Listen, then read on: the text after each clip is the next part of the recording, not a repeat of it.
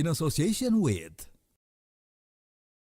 Halo, apa kabar? Kita bertemu lagi di Talk is Fun. Tentunya masih bersama saya Tiffany Raitama. Hari ini spesial karena saya mengenakan batik karena ini bertepatan dengan perayaan Hari Batik Nasional yang jatuh setiap tanggal 2 Oktober. Nah, kalau kita berbicara mengenai batik ya, kita harus bangga tentunya dengan identitas warisan dari budaya Indonesia, yaitu batik yang semakin dikenal tidak hanya atau dipopulerkan tidak hanya oleh masyarakat Indonesia tapi juga oleh dunia. Nah, hari ini saya akan kedatangan beberapa tamu narasumber yang akan berbagi insight, akan berbagi cerita mereka, testimoninya terkait dengan batik.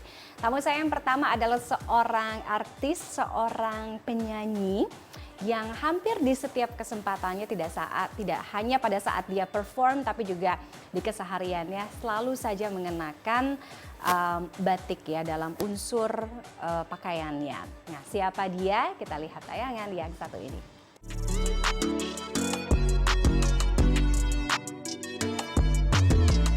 Cantik berbatik, bagi penyanyi Andin Aisyah, batik begitu melekat dengan karakternya. Di berbagai kesempatan, Andin kerap tampil modis dengan memadukan batik dalam busananya. Tak hanya saat bernyanyi, Andin juga pernah membagikan momen dirinya menggunakan jarik saat menggendong sang anak. Yap, kecintaan dan kebiasaan Andin berbatik pun ia tularkan pada keluarganya. Kedekatan dan pengalaman Andin dengan wastra ia bagikan melalui akun media sosialnya. Di beberapa kesempatan bersama sang suami, Andin juga melakukan perjalanan ke pelosok daerah untuk melihat langsung proses kerajinan kain khas Indonesia. Andin memang menempatkan batik begitu istimewa. Sebagai warisan budaya Indonesia, Andin ingin batik semakin dikenal dunia. Batik yang identik dengan kesan kuno dan klasik bisa membuat tampilan menjadi nyentrik. Nah, bagaimana cerita Andin dalam mengapresiasi wastra Nusantara terutama batik?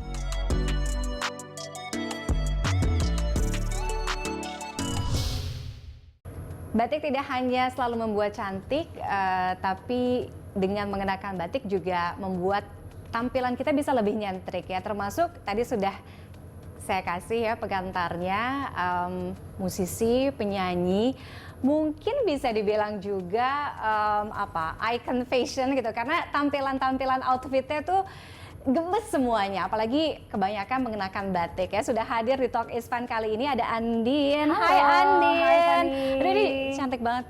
Terima kasih. Iya, ini juga batik terpink yang pernah aku punya. Oh iya? Aku baru belinya beberapa hari lalu. Oke. Belum seminggu lalu. Kita tuh kayak mindsetnya Andin itu tuh wastra gitu Oh, ya. gitu ya? Iya, Oke. batik gitu. Sejak kapan tertarik dengan batik gitu ya? Terus kenapa sih bisa jatuh cinta banget sama batik?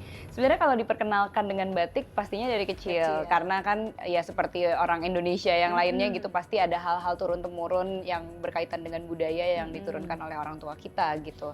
Tapi kalau dari aku sendiri mungkin baru tertarik dan bangga gitu mengenakan batik adalah ketika aku mulai bernyanyi, aku mulai tampil di atas panggung dan sampai ke luar negeri juga. Di situ aku merasa ternyata batik itu punya daya tarik yang sangat universal, yang bisa diapresiasi oleh banyak sekali orang. Dan dari situ aku merasa ini tuh punyanya negaraku loh gitu. Rasanya begitu gitu. Jadi aku mulai sangat tertarik dan mulai nyemplung lebih dalam gitu untuk mengetahui serba-serbi tentang batik. Nyemplungnya tuh ke dalam yang seperti apa? Iya. Belajar ngebatika gitu atau emang benar-benar oh ya? Enggak. Maksudnya kalau untukku sebenarnya ketika kita berkenalan dengan batik, it's a very ongoing journey ya sebenarnya. Pasti awalnya dari mulai tertarik untuk tahu gitu kayak batik tuh ada apa aja sih gitu. Terus mulai dari cara pembuatannya, terus misalnya motifnya yang sesuai dengan daerahnya gitu misalnya. Terus ternyata diversity tentang batik tuh juga bener-bener luas banget kan. Batik yang daerah ini seperti ini, kalau yang dari daerah misalnya dari daerah tertentu warnanya lebih terang, daerah tertentu warnanya lebih gelap, terus geografisnya juga menentukan seperti apa batiknya. Nah itu jadi kepengen tahu gitu, kepengen tahu akhirnya jadi kepengen punya gitu kan.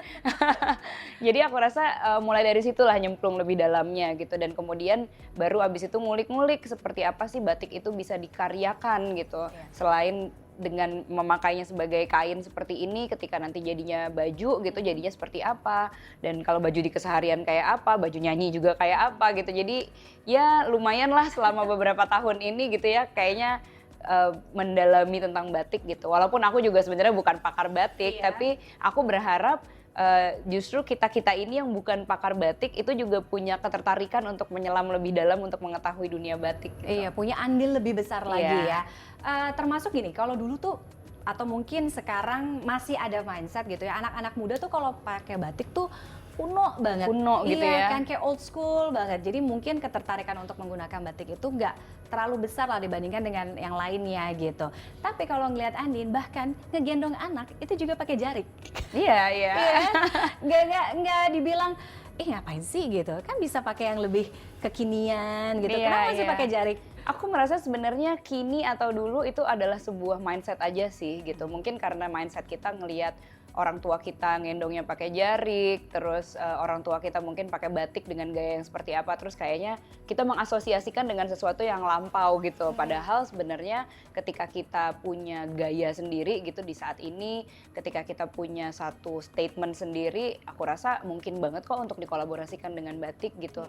Aku juga pada saat itu 2013 itu belum banyak yang tertarik gitu dengan batik, dan aku rasa kayaknya belum banyak juga yang keluar negeri dengan menggunakan batik yang cukup eksploratif gitu lah ya kira-kira. Jadi 2013 tuh aku datang ke New York Fashion Week pakai batik. Termasuk bikin video klip juga. Termasuk bikin video klip juga gitu. Nah, batiknya juga pada saat itu sebenarnya juga ya bukan batik yang kain dengan kebaya gitu, tapi memang dikreasikan waktu itu oleh Om Edward Huta Barat.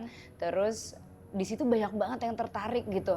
Aku ngerasa kayak wah ini apa ini mereka soal pas ngeliat Andin kayak gini, ini kain apa sih gitu, kayak mereka nggak pernah lihat gitu. Ini kain dari mana, modelnya apa, kayak gini nih gitu. Jadi dia merasa kayak ini eksotis sekali, tapi kok kekinian, tapi lucu gitu dilihatnya gitu, dan mereka belum pernah lihat sebelumnya. Jadi aku merasa percaya diri banget waktu itu, karena wah gila, aku sampai disamperin waktu itu sama Donna Karan. Jadi kan banyak gitu yang kayak halo Donna gitu kan, semuanya tiba-tiba aku disamperin, ini baju apa, dari mana, dia bilang gitu. Jadi aku ngerasa kayak sebenarnya batik itu bisa kok dibuat menjadi semenarik mungkin, tergantung dari seperti apa kita men-stylingnya, tergantung mix match-nya, tergantung kita merepresentasikannya tuh seperti apa gitu. Oke, kalau ditanya berapa koleksi batiknya Andin? Wah, sebenarnya kalau kainnya sendiri sebenarnya aku juga nggak pernah ngitung sih, nggak pernah ngitung kayaknya deh aku. Tapi ratusan nggak sih? Enggak, kayaknya nggak nyampe ratusan. Tapi mungkin belum kalau satu lemari penuh gitu nggak? Tapi kalau di mix mungkin ada 100. Karena kan nggak cuma batik, ada tenun juga, ada yang lainnya juga. Oke, batik yang kita mulai dari batik paling murahnya Andin yang pernah Andin beli. Paling murah. Jadi sebenarnya perolehan batikku itu tuh kayak macam-macam banget ininya, tempatnya gitu ya. Aku bisa beli ke pengrajin misalnya, aku bisa beli ke pasar, aku bisa belinya itu kalau lagi ada pameran misalnya gitu ya, atau kayak kalau misalnya aku beli ada temen nawarin, atau sesimpel aku beli di Instagram, atau malahan pernah aku waktu itu belinya itu jadi aku bikin kayak thrift market gitu, terus ada orang yang kayak ngejualin batiknya gitu. Jadi aku beli di situ gitu. Jadi tempat perolehannya banyak sekali. Jadi kalau ditanya batik yang paling murah mungkin sebenarnya adanya antara di pasar atau di thrift shop. Oke. Tapi ada nggak budget khusus sendiri mungkin untuk spend kalau batik? budget dialokasikan nggak ada. Karena sebenarnya kalau aku pribadi sebenarnya ketika nemu batik yang bagus gitu kan nggak mesti sebulan sekali gitu aku mengkhususkan pergi. Tapi mungkin beberapa bulan sekali terus aku ketemu tempat yang kayak wow ini seperti harta karun ya, aku pastinya akan beli beberapa gitu, nggak hanya satu, karena aku merasa jarang-jarang juga aku ke daerah ini atau jarang-jarang aku menemukan batik yang seperti tersebut. Nah, batik yang bagaimana yang akhirnya bisa membuat Andin gitu?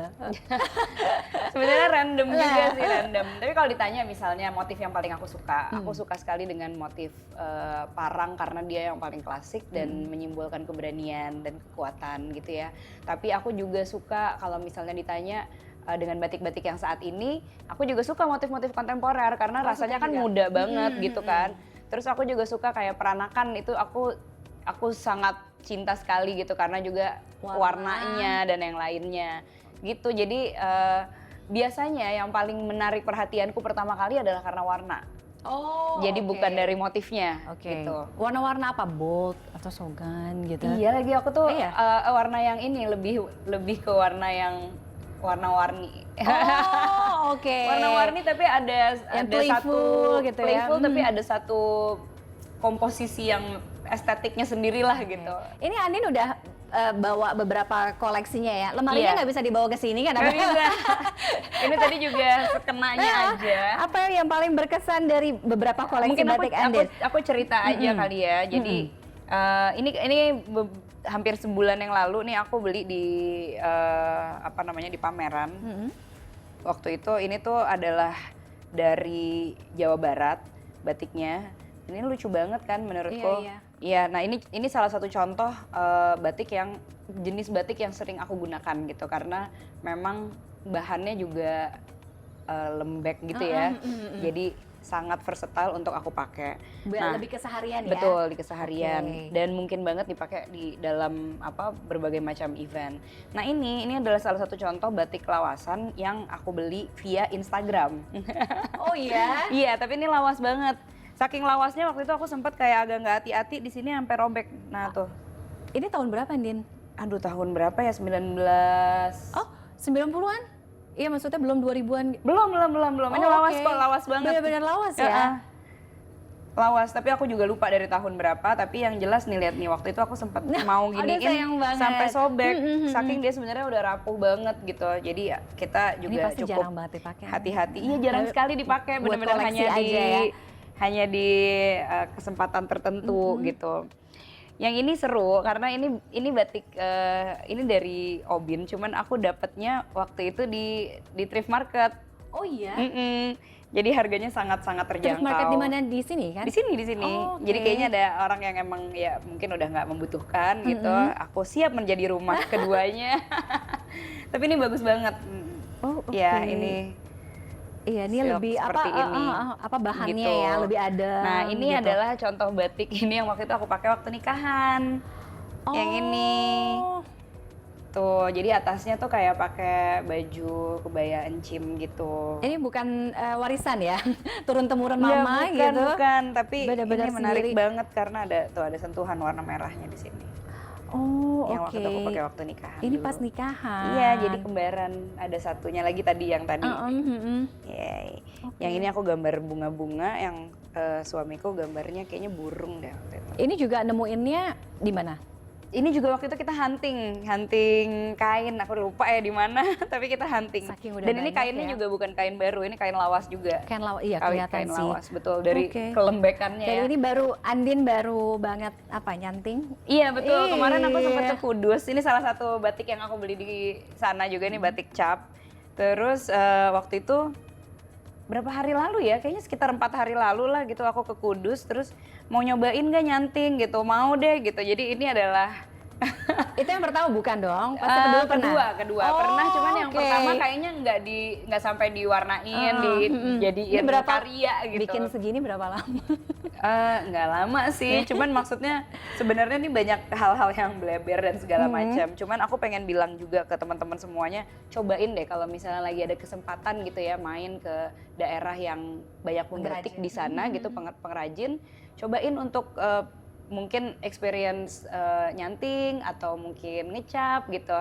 Karena sebenarnya kita tuh jadi ngerasa gini loh, oh iya ya ternyata nggak boleh lo nawar sampai segitu-gitunya.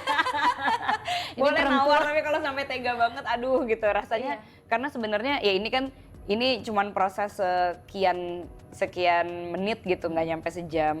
Cuman kalau kita lihat kemarin sempat ada batik-batik tertentu yang harganya cukup mahal gitu ya, dan aku tanya ini berapa lama bikinnya, 3 bulan, ada yang 4 bulan gitu. Bayangkan dalam waktu yang segitu lama mereka hanya membuat satu batik itu gitu kan.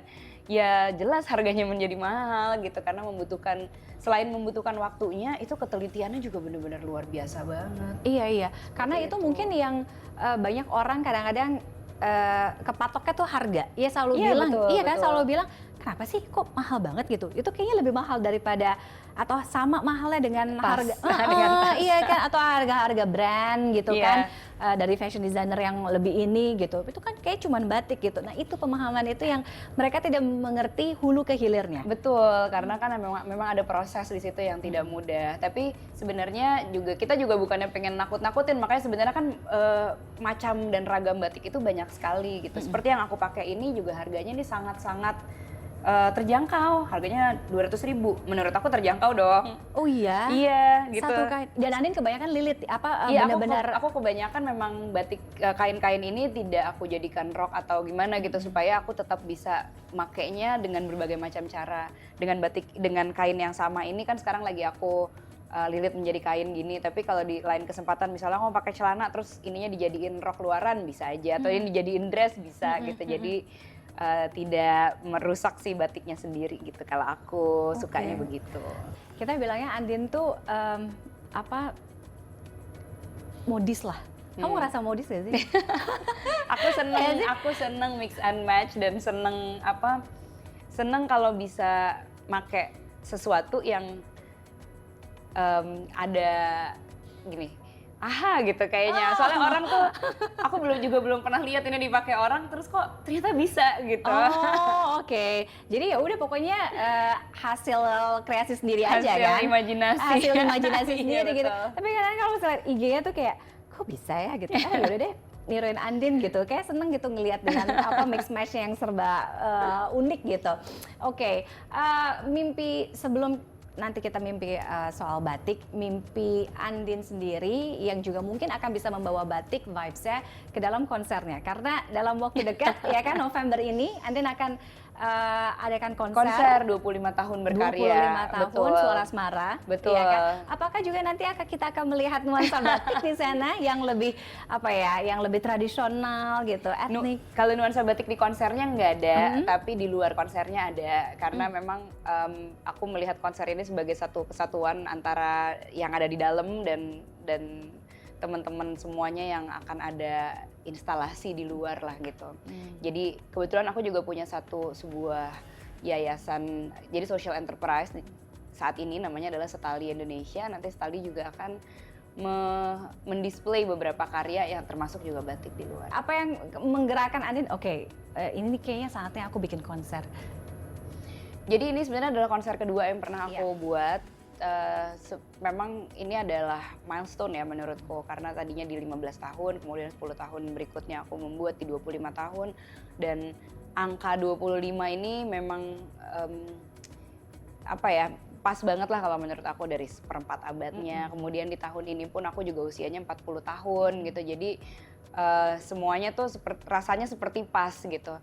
Dan dalam 25 tahun ini juga aku ingin menceritakan kepada audiens bahwa sebenarnya bisa kok gitu seseorang itu punya usia karir yang 25 tahun tapi tetap sustain, tapi tetap masih punya energi gitu untuk terus menyuarakan mengenai hal-hal yang ia percaya, bikin karya dan lain-lainnya. Mimpi terbesar Andin soal batik, pelestarian batik sebagai warisan budaya Indonesia. Aku berharap semoga batik itu bukan hanya bisa bertahan, tapi justru banyak bisa berinovasi sendiri, bisa berkembang dan berevolusi menjadi berbagai macam wujud. Kemudian aku juga bermimpi batik itu bisa diakui secara internasional gitu ya, seperti kain-kain yang lain dari seluruh dunia ini. Mungkin saat ini sudah diakui, tapi kepengennya sih lebih tenar lagi lah gitu.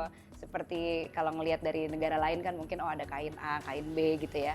Kemudian itu harapannya di luaran gitu. Tapi aku juga berharap untuk kita semua para generasi muda semoga bisa terus mencintai batik, bisa terus meyakini bahwa batik itu adalah bagian dari sejarah kita, bagian dari kebudayaan kita, bagian dari nenek moyang kita yang harus kita jaga juga sampai nanti-nanti. Jadi ada di tangan kita tuh bagaimana caranya kita bisa terus melestarikannya, bisa kita terus untuk membicarakan mengenai batik di dalam ruang lingkup kita sehari-hari, bagaimana kita bisa terus membawa batik dalam conversation bersama anak gitu. Jadi banyak sekali yang bisa kita lakukan. Oke, thank you for sharing Andin. Sama-sama, terima Sukses kasih untuk banyak. Suara Semaranya. Thank you so Konsernya much. 15 November ya. 15 November. 15 November Suara Semara. Mudah-mudahan bisa kita jadikan inspirasi juga ya untuk pengembangan batik ke depannya untuk semakin dicintai lagi oleh masyarakat Indonesia dan tentunya juga dunia. Dan usai jeda berikut kita masih akan kembali kita dengar cerita lainnya soal batik dari tamu saya.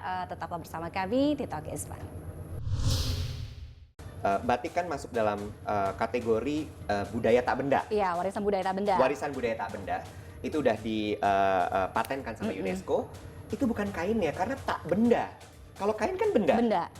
Tak benda itu adalah orangnya, culture-nya, tekniknya.